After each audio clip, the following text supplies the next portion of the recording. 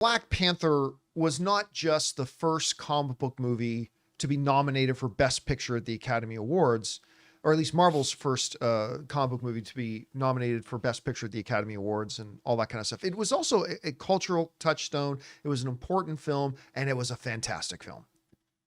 Then the unthinkable happened. We, of course, lost Chadwick Boseman. They were already well into planning Black Panther 2. And so they had to completely change directions. And they made Black Panther Wakanda Forever, which I don't hate, but I'm going to be honest, I didn't like it very much. I love the original Black Panther. I did not like Black Panther 2 that much. Well, recently now, Ryan Coogler, who I believe on the Happy Sad Confused podcast, actually has now officially revealed what the plot was going to be for Black Panther 2 prior to us losing the great Chadwick Boseman. Comicbook.com has this headline: Ryan Coogler reveals original Black Panther Wakanda Forever plans before Chadwick Boseman's death. And it writes the following. This is Coogler. The big thing about the script was it was a thing called the Ritual of Eight. Coogler revealed about the 180-page draft he originally wrote, where when a prince is 8 years old, he has to go spend 8 days in the bush with his father, and they have to go out into the bush without any tools, and the prince has to do everything that is asked of him by his father. But the rule is for those 8 days, the prince can ask the father any question, and the father has to answer. And during the course of those 8 days, Namor launches an attack. So that was the movie. Was he had to deal with someone, and it was a different version of Namor in that script, but someone who's insanely dangerous. But because of this ritual, his son had to be joined at his hip the whole time. Classic Daddy conundrum daycare. plot. Classic conundrum plot. You have this and you got to do this, but you have to deal with this. Right. Classic conundrum plot. Love the sound of it, getting more into the whole mythology of it. Apparently, it was going to focus a lot on T'Challa's father with a relationship with his own father, T'Chaka, where he has, which was a theme in a lot of the other Black Panther stuff as well. So he's going to have to unpack all that kind of stuff as well. We were going to have an 8-year-old T'Challa, son of T'Challa, and all that kind of stuff. I got to say, it's not jumping off the page at me, but it sounds a lot better than what we got with Black Panther Wakanda Forever.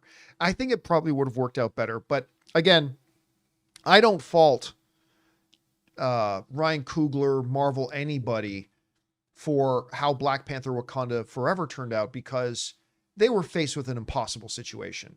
And I don't know that anybody in the world could have done a better job trying to, pivot and still put out a new Black Panther movie. It was a near impossible thing. And to be fair, there's a lot of people who like Black Panther Wakanda Forever. Well, because I didn't like it. Other people liked it too. And that's fine, but it didn't really work for me. Anyway, Rob, you saw this description. What do you think about the description of it? How do you think that would have played out? Well, it seems to me like it's more of an episode of a TV show. I don't know how you stretch that into making it a feature film. Like if Black Panther is saddled with an 8-year-old kid and he has to go take on Namor. But I can also see the potential, like T'Challa reflects back on the time when he did the Ritual of 8 with his own father. Godfather to that. Go back and forth. Yeah. Go back and forth through time, and the idea that, the idea of fathers and sons is something that we don't see much in movies anymore. And Which is one of the reasons I love the original Thor movie. Yeah.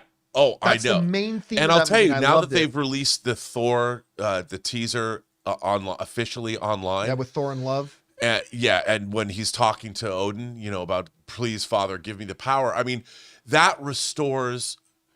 Like I did like Ragnarok a lot. I couldn't stand Love and Thunder. I mean, and I think it's what they've done. I love the fact that they take this plot element from Love and Thunder and turn it into something mythic and epic. And you go back and you listen to Thor. Same with Steve Rogers. Again, it's a tonal issue. But the thing about Black Panther Wakanda Forever is, while I think it's obviously deeply compromised because it had to be, I love the fact that Ryan Coogler had a tone that he was going for. A serious, thoughtful tone that touched on many different issues. And I thought the film actually did honor the memory of Chadwick Boseman and Chad Boseman's fight with cancer that he did privately, but very publicly, even though people didn't know it. And I thought that the film was it was a respectable effort. And I liked it. I mean, it's by definition imperfect because it had an insurmountable goal to have to surmount. But so I think Ryan Coogler is really thoughtful. Whatever he would have done, I haven't seen a Ryan Coogler movie that I haven't liked. And Sinners is, what is Sinners about? But brothers, family. And I love that too. And so I think it sounds like it could have been a great movie. And I would have trusted him to do it. So, it's a shame that we didn't get it, but on so many levels. Yeah, on so many levels. But look, I look so forward to his future career because he's bought himself a lot. The fact that what a baller move saying, I got to own my movie. Yeah. It's going to revert back to me. So you go, boy, and you go get that X-Files show and you make it good because Chris Carter has let me down with the last 2 seasons of that god-awful second film. I think Ryan Coogler's if Ryan Coogler, if he creeds it with the X-Files, I'm going to be ecstatic. I'm going to give you a prediction. Not based on anything, just prediction. That Ryan Coogler X-Files thing never happens. Why do you got to harsh my mouth? I'm saying, look, I don't know that. I absolutely could be wrong. But that's just my prediction. I'm tearing up right now. Anyway, guys, question is for you. What do you think about this? Ryan Coogler has kind of given out what was going to be the basic plot of Black Panther 2 before the untimely and tragic passing of the great Chadwick Boseman. Do you like the sounds of it? Do you think it still has some problems with it? Whatever you guys think, jump down into the comments section below and let us know your thoughts. Hey guys, thanks so much for watching this video. Make sure you like the video, leave a comment, and subscribe to our channel. And don't forget, we have a daily podcast called the John Campea Show podcast, available on Apple Podcasts, Spotify, or your favorite podcasting app of choice. Go and subscribe to it today so it'll be there when you need it.